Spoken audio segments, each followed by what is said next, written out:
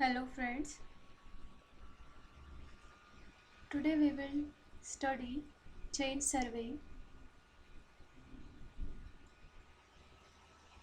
What is chain surveying? It is the type of survey in which only linear measurements are made in the field. So first of all we will see contents.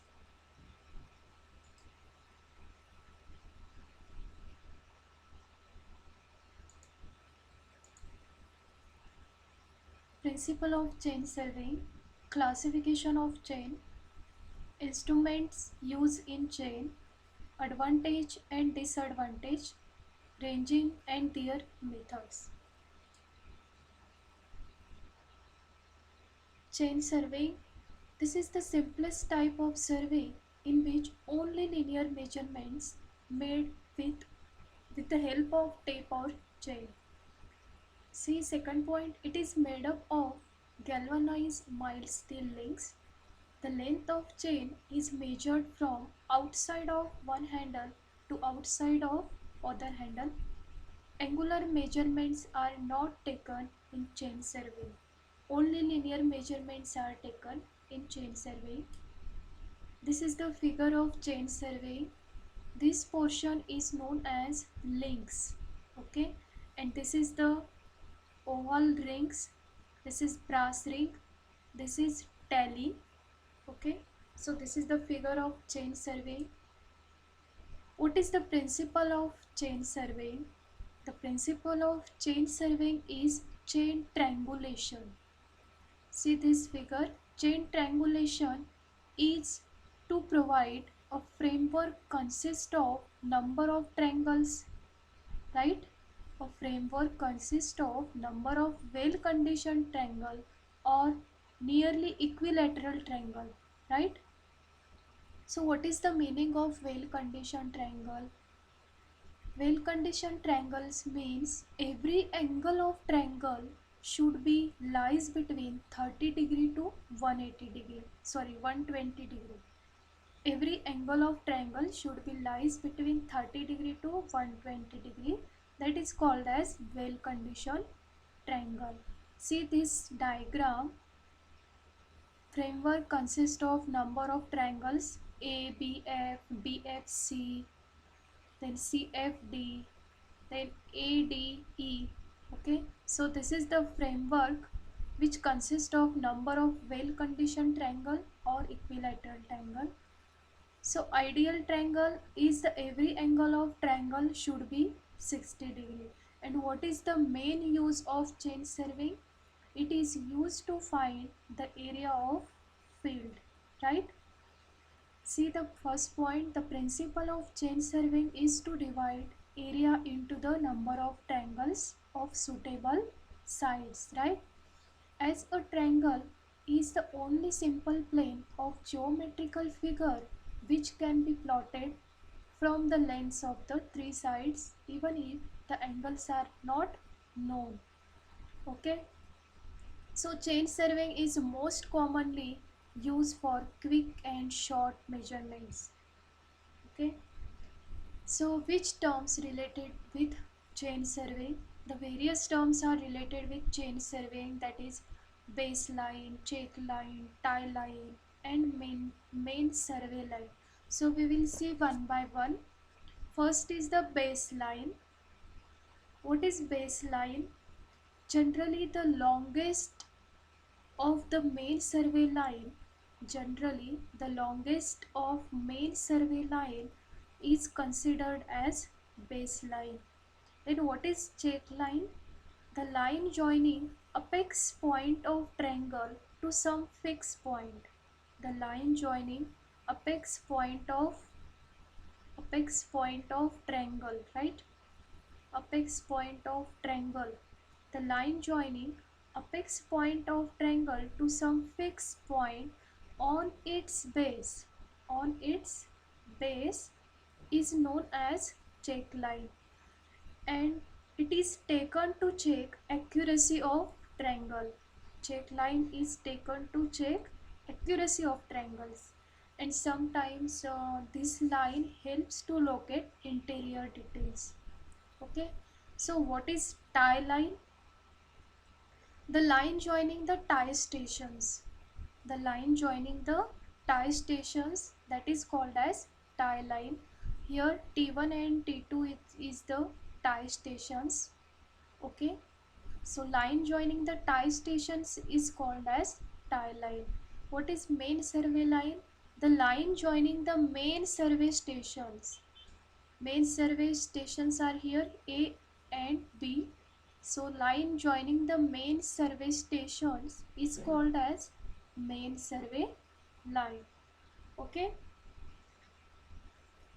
So this is the various terms related with chain surveying: baseline, check line, tie line and main survey line.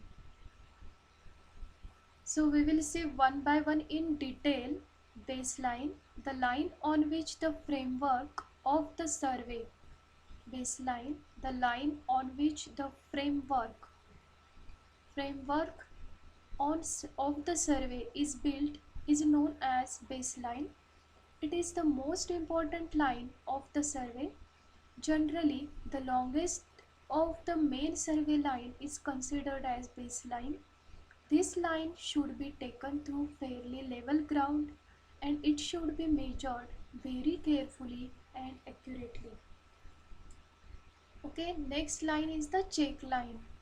See check line, the line joining the apex point of triangle to some fixed point on its base is known as check line. It is taken to check the accuracy of triangle and sometimes this line helps to locate interior details. Then main survey line. The line joining the main stations are called as main survey line or chain line. Okay. Here main stations is here A and B. So the line joining the main stations are called as main survey line. Then next is the tie line. A line joining the tie stations. Here T1 and T2 are the tie stations, are called as tie line. It is run to take the interior details which are far away from the main lines and also to avoid long offsets. It can also serve as check line. Then various types of chains used in chaining. See, first is the metric chain, then Gunter's chain, revenue chain. Gunter's chain is also known as surveyor's chain, revenue chain and engineer's chain. So what is the use of this type of chains? See, this figure shows that engineer's chain, this figure shows that metric chain and this figure shows that Gunter's chain. Okay. So metric chain are made in 20-meter or 30-meter, right? And metric chains are most commonly used chain in India, right? Then Gunter's chain, it is used for land surveying, and revenue chain, it is used for cadastral surveying. Okay, and metric chains are used for measuring the distance, only linear measurements. Then chain surveying.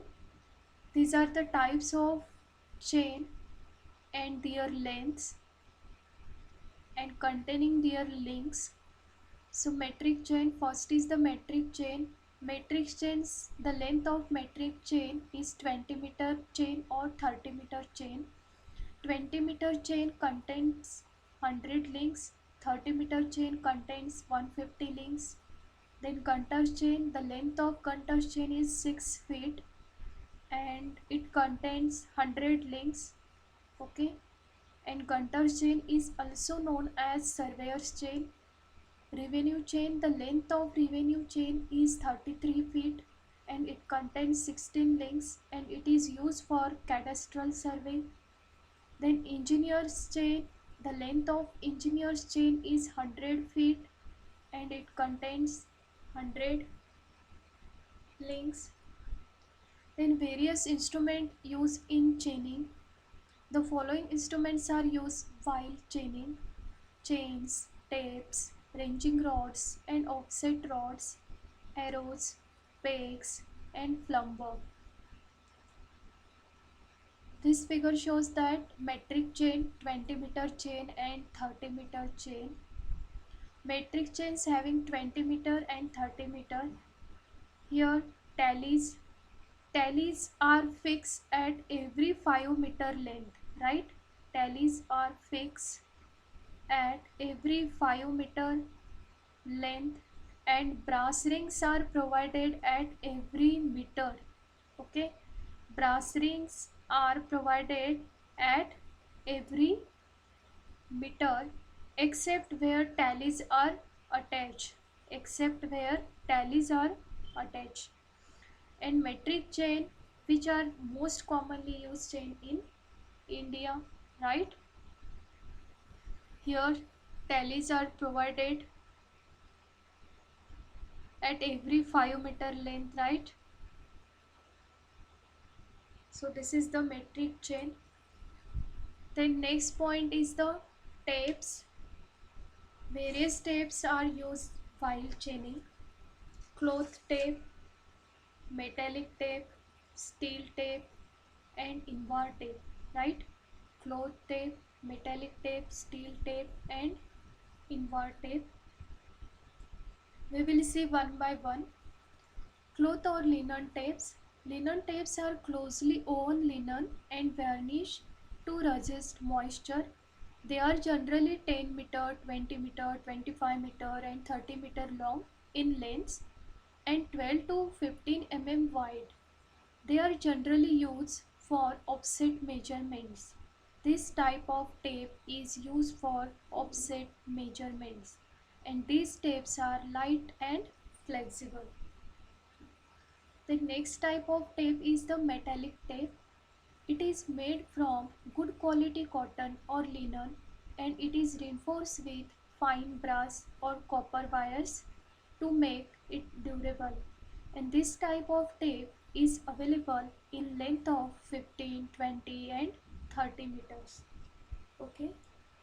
So this is the figure of metallic tape. The next is the steel tape. The steel tape is made up of steel ribbon or stainless steel of width varying from 6 to 16 mm. The commonly available lengths are 10, 15, 20, 30 and 50 meter. It is used for very precise measurement and for checking the accuracy of chain lengths. This is the figure of steel tape.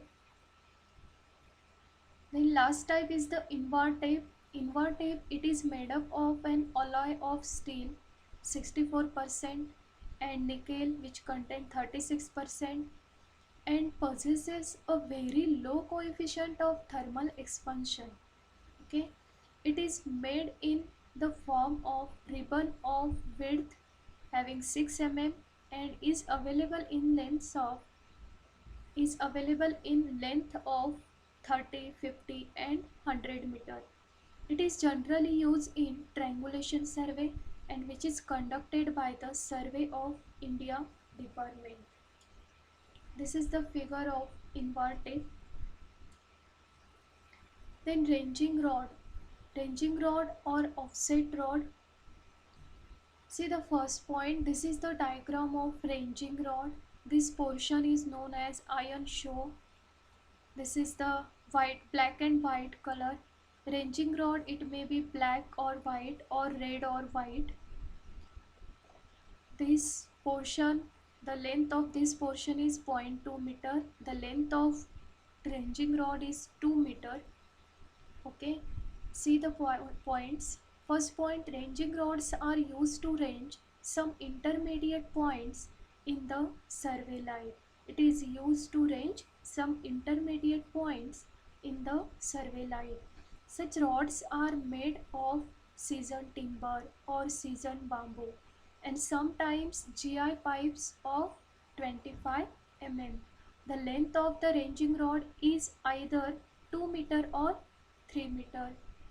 The lower end of the rod is pointed and provided with an iron show.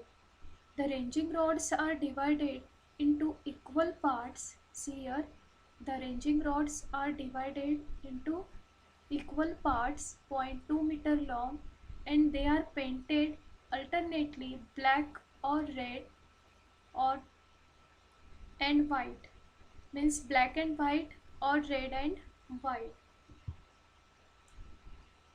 See here, this is the figure of ranging rod, red and white portion. This is the another figure of ranging rod. The next is the pegs. Wooden pegs are used to mark the position of stations. So what is the use of pegs? Pegs are used to mark the position of stations. They are made of hard timber and are tapered at one end. Okay, they are usually 2.5 centimeters square. See here, 2.5 centimeters square and 15 centimeter long. 15 centimeter long, but in soft ground pegs 40 to 60 centimeter long and 4 to 5 centimeter square suitable. The next instrument is arrow. This is the diagram of arrow. They are also called as marking or chaining pins, and it is used to mark the end of each chain during the process of chaining, that is used for counting the number of chains while measuring a chain line. They are made of good quality metallic wires of 4 mm in diameter and which are made 400 mm in length. 400 mm in length and 4 mm diameter. Okay, 4 mm diameter wire. This is the another figure of arrows.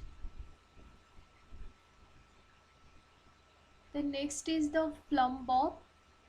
A plumb bob or a plummet is a weight, usually with a pointed tip on the bottom, that is suspended from a string, and it is used as vertical reference line or plumb line.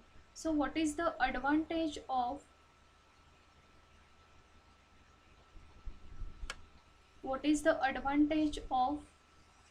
chain?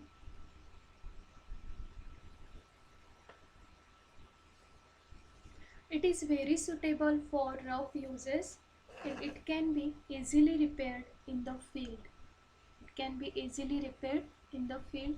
It can be read easily and quickly, right?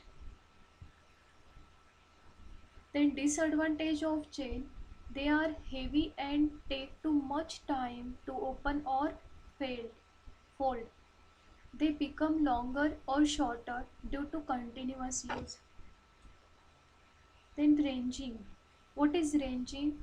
The process of establishing intermediate points on a straight line between two end points is known as ranging.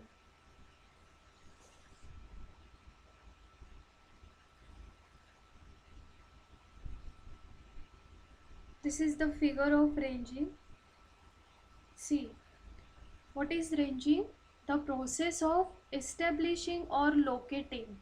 The process of establishing or locating intermediate points. See, intermediate points A, B, C, D on a straight line.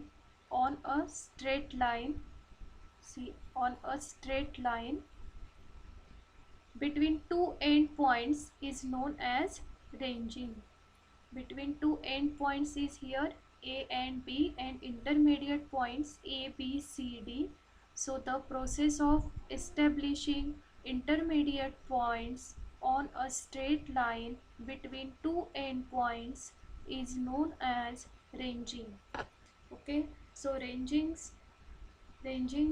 are ranging has divided into two types, direct ranging and indirect ranging.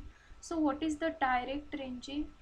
The ranging in which intermediates ranging rod, the ranging in which intermediate ranging rods which are placed in a straight line, which are placed in a straight line by direct observation